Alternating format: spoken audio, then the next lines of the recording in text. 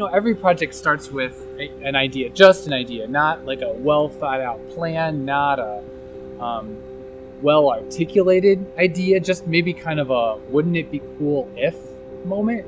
I started at Concordia Seminary in 2003, and in my first semester there, I had worship class with Dr. Burson. At one point during that class, he gave us an assignment. He gave us each different parameters. We had to plan a worship service for this time of the church year.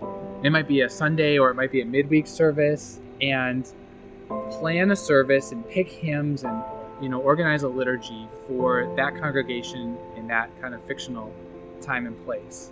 It's an exercise that hopefully encourages a pastor to envision the kinds of things he would be doing as a pastor in planning worship.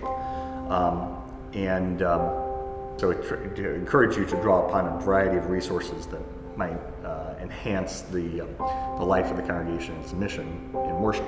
So that was the basic thrust of the assignment. And I remember working in the library with several hymnals on a table in front of me, all opened up. I was flipping through the indexes, looking for my scripture readings to see which hymns referred to or enhanced those readings. And thinking to myself, wouldn't it be cool if there was a search engine for this? There were search engines in the library for academic journals and search engines for their books, but nothing where you could put in a Bible verse and get back a list of all the hymns or songs that related to it. Over the next couple of months, I kept thinking about Builder, kept thinking about these ideas. Wouldn't it be cool if I started writing some code that would parse Bible references, and kept thinking about what else a worship database could do or could be.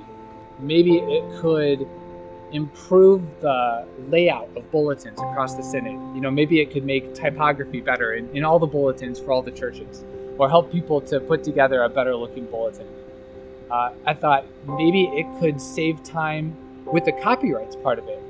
It can be difficult to know what you need to get permission for, who you need to contact to get permission, when you need to get permission. And I thought maybe a worship database could do that. You're using physical things, in terms of planning resources, and that was all you had, so thus the vision planted in your mind of what kinds of electronic resources might be developed that would facilitate this process. About a month after that assignment, I went to a coffee shop with a couple of friends. I wanted them to help me plan my next steps, and somebody said, should we talk to CPH? If this is going to be useful to more than just the few of us, if it was going to be official, if it was going to be for the LCMS, a great place to partner with would be Concordia Publishing House.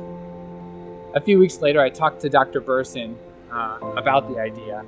He was working with the Commission on Worship on the new hymnal, the Lutheran Service book.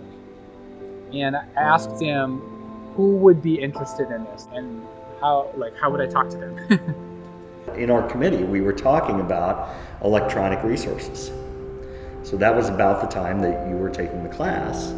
And so then you had, as you just said, this conversation with fellow seminarians over Christmas, and then came back and asked me about it. And so it's funny you should ask. And so Dr. Burson introduced me to Dr. Grimm, who was the director of the Commission on Worship.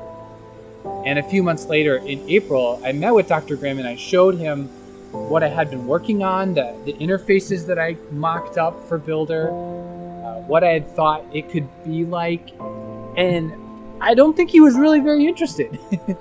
He was skeptical. You got a seminarian coming to the Commission on Worship and to the Hymnal Project, and seminary has this great idea for electronic resource, and so there was some skepticism there. Yeah. He wasn't very interested in what I was showing him, but he was very interested in, I think, the possibility of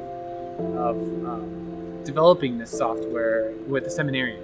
So he was telling me, it needs to do this. It should work like this, and there should be a way of doing this. So he was giving me all this good feedback about what it should do. And at the end of that conversation, he said, if you can have Builder generate a bulletin by the end of this fall, I'll get you a meeting with CPH. And that gave me a roadmap for my summer.